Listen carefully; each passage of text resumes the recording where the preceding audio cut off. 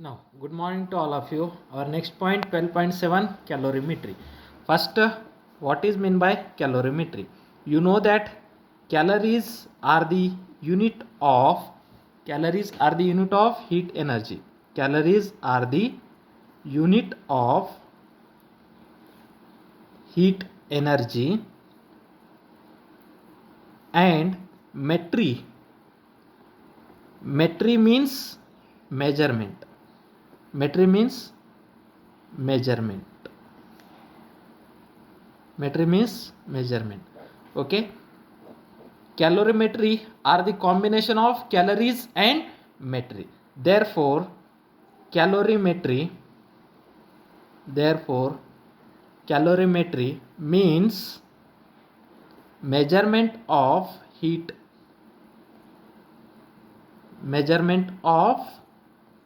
energy. Okay, calories are the unit of heat energy and metry means a measurement.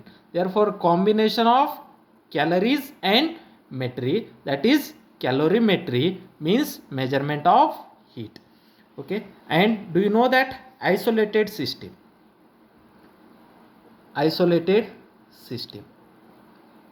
what is meant by isolated system? Isolated system means the heat can't be exchanged between system and surrounding. No exchange of heat, no exchange or transfer of heat between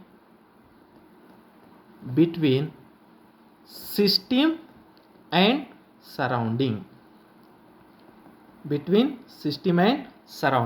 Such a system is known as isolated system. Isolated system means no exchange of heat or no transfer of heat between system and its surrounding. Such a system are known as a isolated system. Now consider that this is the isolated system.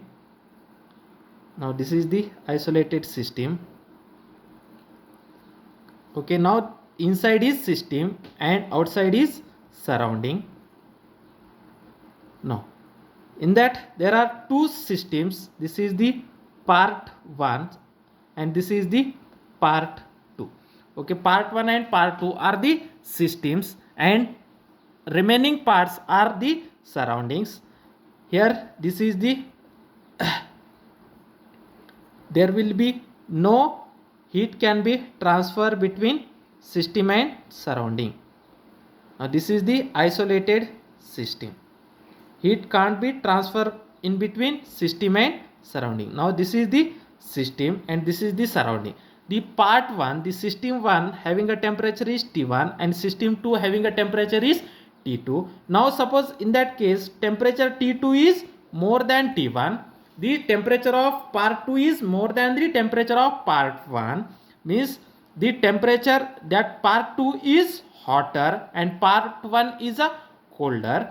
In that case, such a system, isolated system, if one part is at a high temperature as compared to the second part, then the heat can be transferred between hotter system to the colder system. Okay, means the heat transferred between the two systems. Hotter system loses the heat and colder system accept or absorb the heat. Okay, means the heat can't be transferred between system and surrounding, but heat can be transferred between the one system to the another system. Okay, such a system are known as a isolated system. In that case, the temperature of the second system is more than the temperature of the first system, means the second system is hotter and the first system is colder. Therefore, the heat can be transferred from second system to the first system, means heat transferred between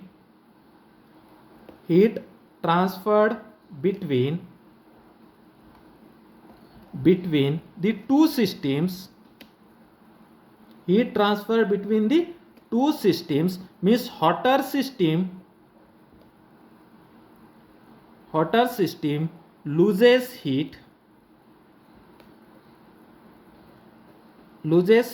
and colder system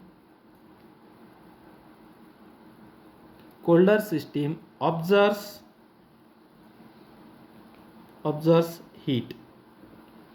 Okay, hotter system loses heat and colder system absorbs the heat. Therefore, whatever the heat lost by the hot system,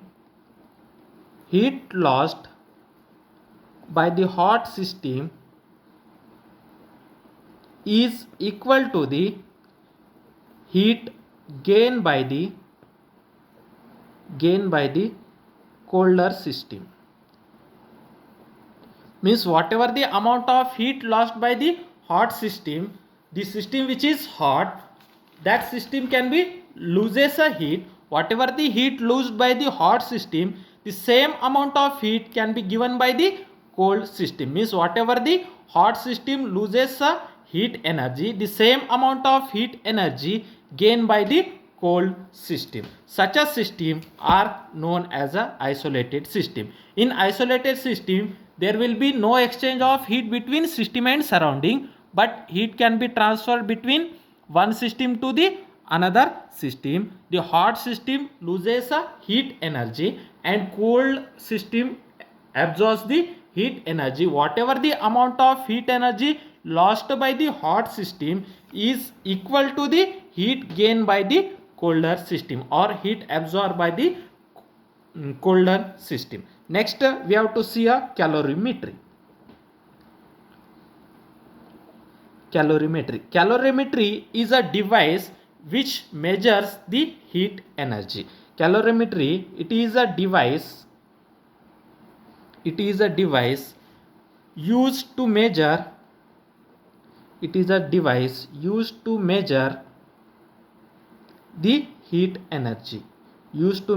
the heat energy. Okay, we have to see the construction of calorimetry. Now suppose this consists of a one box. Now this is the inside system. Okay, this is made up of a metal, then the outer layer is made up of a wood. Okay, now in between that porous gap we have to put a cottons, or we have to put a wood, or we have to put a water, whatever it may be. Now this is the isolated system. Now inside a metal layer is there. Now here is a one steroid which is used to steer the inside, whatever the inside material is there. To steer that inside material, we have to put a that is a stirrer. We have to put a stirrer which with the help of that stirrer we have to steer the inside material. Okay, and there will be a one porous hole is made. Here is a one porous hole is made. With the help of that porous hole we have to put a thermometer. Now this is the thermometer. Okay, now with the help of that thermometer we have to measure the temperature inside that calorimeter. Okay, now this is the calorimeter. In that calorimeter, this is the system. Inside this is the system, and outside this is the surrounding. There will be no heat can be exchanged between system and surrounding. Inside that calorimeter, okay, some material we have to put. Okay, we have to measure the temperature of that thermometer.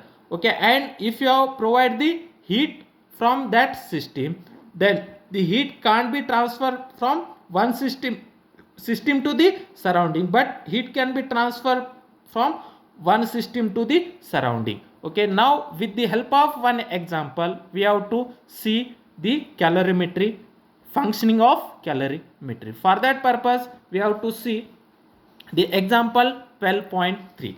With the help of that example 12.3 we have to see the how the calorimetry will be functioning. Okay, now the example 12.3. Now see that example 12.3. A sphere of aluminium of 0.047 kg is placed for sufficient time in a vessel containing boiling water so that the sphere is at 100 degrees Celsius, it is then immediately transferred to 0.14 kg copper calorimeter containing 0.25 kg of water at 20 degrees Celsius. The temperature of water rises and attains a steady state at 23 degrees Celsius. Calculate the specific heat capacity of aluminium. They are given that specific heat capacity of copper is 386.4 joule per kg per Kelvin.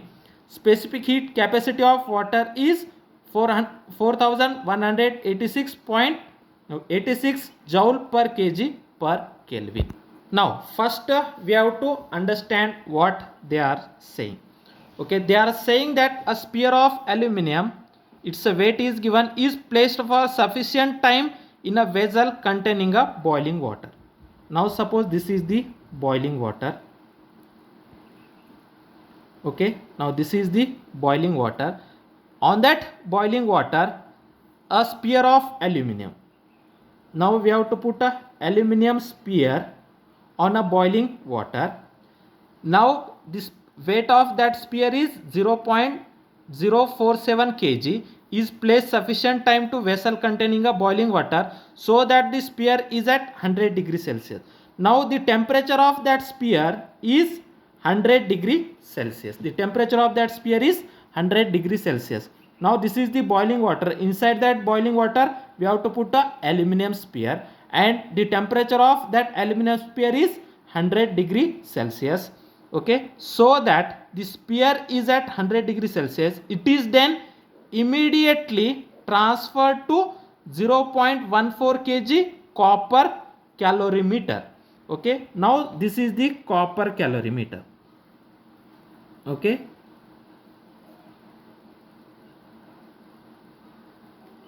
now suppose this is the copper calorimeter. Now this is the calorimeter. Now the inner surface is made from a copper, therefore it is known as a copper calorimeter. The inner surface of that calorimeter is made from a copper, therefore this is the copper calorimeter. Now this is the copper calorimeter. Now copper calorimeter containing, inside that copper calorimeter water is present. Inside that copper calorimeter what is present? Water is present. Now this layer is a copper and inside that water is present. The weight of that water is 0.25 kg and the temperature of that water is 20 degrees Celsius. The temperature of water is 20 degrees Celsius. What they can say that whatever the aluminium ball is there, okay, that ball is putting in a hot water. Now immediately that ball can be transferred to a calorimeter. That ball can be transferred to the calorimeter, in that is a copper calorimeter. That copper calorimeter containing a water. That copper calorimeter containing a water. Okay, initially its a temperature is 20 degrees Celsius. When that immediately that aluminium sphere is transferred to a calorimeter, inside that calorimeter water is present. Now its temperature is, the temperature of water rises and attains a steady as 23 degrees Celsius. When we have to transfer that aluminium sphere, then its temperature will be increases to 23 degrees Celsius. Initially its temperature is 20 degrees Celsius. When we have to transfer that aluminium sphere, then its temperature will be goes to the, its temperature will be increases and its temperature becomes 23 degrees Celsius. Means initial temperature of water and copper is 20 degrees Celsius. Then after transferring the aluminium, its temperature becomes 23 degrees Celsius. Okay, now initial temperature of aluminium sphere is 100 degrees Celsius. When it transferred to a calorimetry, its temperature becomes also 23 degrees Celsius. Now we have to write down a given data. From that, whatever the energy whatever the heat lost by the aluminum sphere, the same amount of heat can be gained by the water and copper calorimeter. The heat lost by the aluminum sphere is equal to the heat gained by the water plus heat gained by the copper calorimeter. Okay, first write down a given data. What they are given, that a sphere of aluminum of 0.047 kg, means the mass of aluminum is 0.047 kg. Okay, now the mass of aluminum is given, then initial temperature of aluminum is 100 degrees Celsius. Now initial temperature, that is T1 of aluminum, is 100 degree Celsius. Okay, and the final temperature when that aluminum is dropped or aluminum is immediately transferred to a calorimetry, then its temperature become 23 degrees Celsius. Then final temperature, that is T2 of aluminum, is 23 degree Celsius. Then next is placed from sufficient time in a vessel containing boiling water. The initial temperature is given, then transferred to 0.4 kg copper calorimeter. The mass of copper calorimeter, okay, then mass of copper calorimeter is how much? 0.14 kg. 0.14 kg. Then initial temperature, that is T1 of copper calorimeter. What is the initial temperature of copper calorimeter? That is 20 degree Celsius. 20 degree Celsius. Then final temperature of copper calorimeter after transferring the aluminum sphere, its temperature becomes 23 degree. Therefore that is the final temperature. Final temperature is 23 degree Celsius. Then and also that is that specific heat capacity of copper is 386.4. that is specific heat capacity of copper is 386.4 joule per kg per Kelvin. Okay, now this is the also given. Now next that calorimeter containing a 0.25 kg of water. Okay, the mass of water is given, that is mass of water, that is small m of W. Mass of water is how much? 0.25 kg. 0.25 kg. Then initial temperature of water. What is the initial temperature of water? 20 degrees Celsius.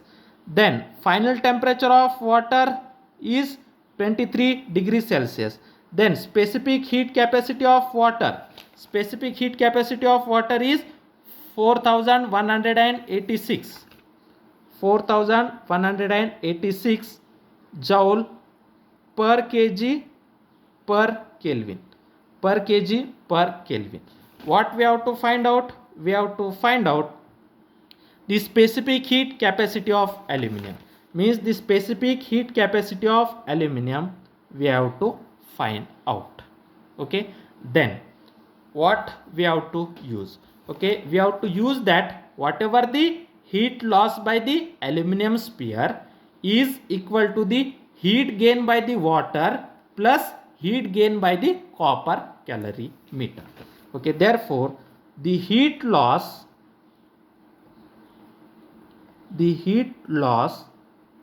by aluminum sphere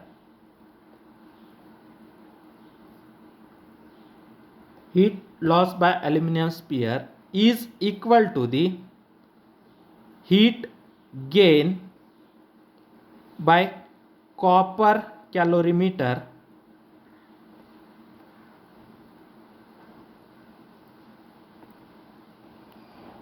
heat gain by copper calorimeter plus heat gain by water. Okay, heat loss by aluminum sphere is equal to heat gain by copper calorimeter plus heat gain by water. Therefore heat loss means delta Q of aluminum which is equal to, this is the minus sign, heat loss means minus of delta Q of aluminum, which is equal to heat gain by the copper, means delta Q of copper plus delta Q heat gain by the water, means heat loss by aluminum is equal to heat gain by the copper plus heat gain by the water. Now this is the equation number 1. Then we know that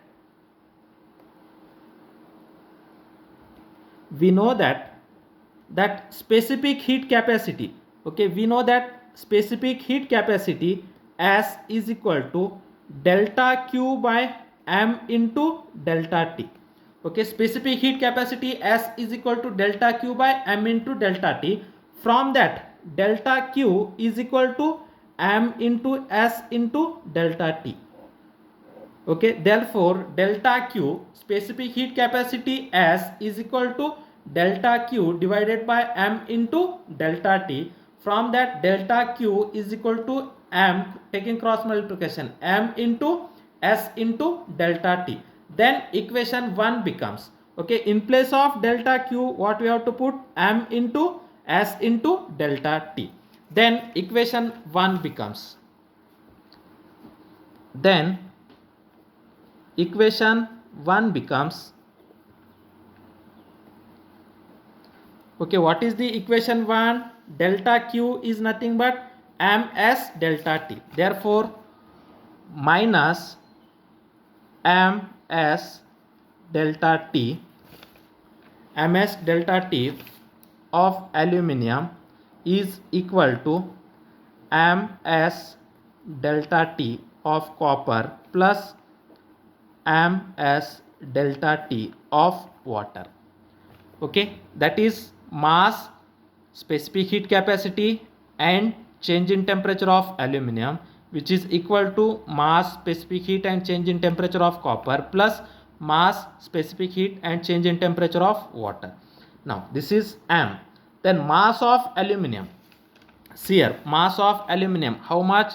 0.047 kg, 0.047 kg, 0.047 into specific heat capacity S, specific heat capacity of aluminum we have to find out, that is S we have to find out, into change in temperature of aluminum, that is aluminum initial temperature 100, final temperature 200, means final temperature minus initial temperature T2 minus T1, that is 23 minus 100, okay, which is equal to, for copper, mass of copper, what is the mass of copper? Mass of copper 0.14 kg, 0.14 kg into specific heat of copper, what is the specific heat of copper?